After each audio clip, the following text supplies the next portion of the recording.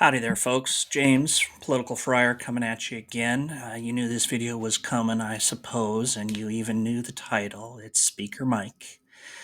We have a speaker after 22 days of familial infighting among Republicans, splitting it seemed to be into two parties before regaining their sanity and doing the thing that normal political parties do, and that is rally around the coalition you got. And so we now have Mike Johnson as the Speaker of the House of Representatives. The first thing I want to talk about, though, is what happened to my video yesterday. Uh, Literally 40 minutes after I posted that, Donald Trump torpedoed Emmer's opportunity to become speaker. Donald Trump just came out openly and said, he hasn't always been my biggest fan, and he didn't vote to decertify the election, and he criticized me over January 6th, so Emmer can't be the Speaker of the House for those myriad sins of Republican politics. And off he went. He just withdrew, didn't even get a vote. And it was clear that without Donald Trump's tacit support, you cannot be in leadership in the Republican Party. And so we ended up with another round today. And we knew a few things about who the next speaker was going to be after Emmer lost. We knew that it was going to be someone from the hard right faction of the party. Donald Trump could veto anybody else. So despite the fact that the hard right faction of the party comprises somewhere between, I mean, maybe up to 50 members, but a distinct minority, a very small part of the Republican conference would be considered hard right in their adoption of the full slate of pro-Trump ideas and pro-Trump loyalties. So it had to be a hard right person, and it had to be an election denier. It had to be somebody who did not vote to certify the election for Joe Biden. And so it couldn't be Jordan, though.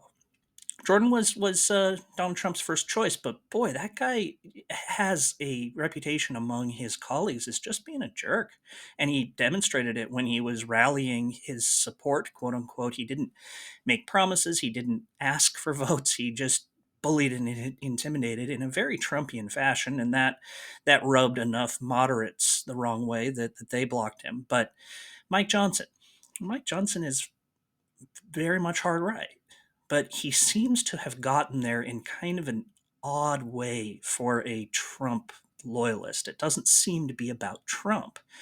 I took the time to review the last couple years of Mike Johnson's Twitter feed.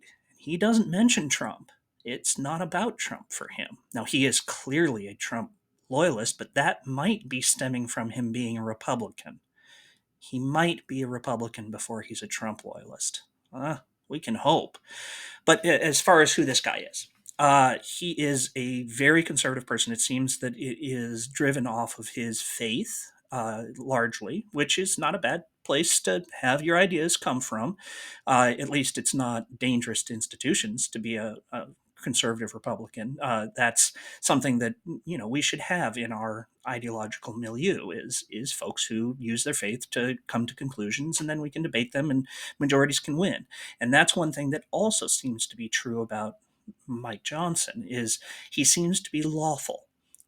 His election denying aside, he did uh, author and circulate an amicus brief in support of a lawsuit out of Texas saying that the results from other states ought to be set aside that lost on standing grounds, obviously, in the Supreme Court.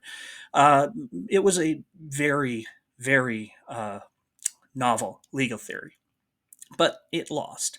And it doesn't seem he supported or even was aware of the fake electors scheme, which was the real, like, crazy legal theory for invalidating Joe Biden's election.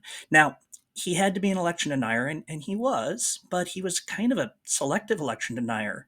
See, he voted to certify Joe Biden's electoral win in all but two states, Arizona and Pennsylvania. I can tell you that wouldn't have swung the election to Donald Trump. Joe Biden still would have won by 9 electoral votes if Mike Johnson's preference on what votes were counted were counted. So it's a funny kind of election denier, and it's also, if you're a loyal Republican who's wanting to believe in the election lies, Arizona and Pennsylvania were the two places that were the most active in people wanting to believe. Now, it turns out that all of the Arizona audits ended up not only confirming Joe Biden's vote, but the right wing Republicans gave him a higher vote total. Boy, it sucks when the vote counters are honest, doesn't it? Well, it did for Trump anyway. So, what's he going to do? Uh, we don't know. I mean, here's his very carefully crafted paragraph, and I think it's worth reading in full because when people tell you who they are, you should believe them. So he says, quote, "As Speaker, I will ensure the House delivers results and inspires change for the American people. We will restore trust in this body. We will advance a comprehensive conservative policy agenda, combat harmful policies of the Biden administration, and support our allies abroad. We will restore sanity to a government desperately in need of it." The people who were acting the most insane were Republicans. So are you promising to enforce some party discipline on the nuts in your own party? Maybe. It is a traditional role of the speaker to bring the wings and discipline them so that you can actually have a functioning government. Maybe he's promising to be, the Speaker of the House, like somebody we would recognize. I hope so. I really hope so. Anyway, uh, tidbits gathered from uh, going through his Twitter over the last few years, and other things that I think are fun, just to end this video here. His post showing that he won the speakership was his 6,666th post. Gosh, hope all those Christian numerologists out there aren't worried about that. He's got a dog. That's a good thing. His dog's named Lincoln. Maybe he knows something about Lincoln. Boy, that would be reassuring. He seems to at least like the name. He has a few Reagan quotes and posts up about being strong as a way to deter weakness in the enemies. Okay, that's kind of interesting. In his priorities for this Congress, he listed upending the welfare state and restoring norms, two things that are very not Trumpy. Trump has no interest in reforming the welfare state, and he wants to establish new norms, not restore them. The one thing that Johnson actually has that I found particularly interesting from a policy perspective is he has supported an amendment to the Constitution to put term limits in for Congress. I mean, probably a good idea. So, this is all to say, we'll have to see. I'm kind of hopeful that he might be normal. He did vote against supporting Ukraine in May, only 3 months after the invasion from Russia, and he hasn't mentioned Ukraine in any of his posts. The only note that I got was that he didn't want money to go there without appropriate oversight. So, well, we're going to have to see on that one. I promise, though, he will send money to Israel and he will send money to the border. And so, of the three parts of President Biden's proposed legislation, he is in favor of two of them.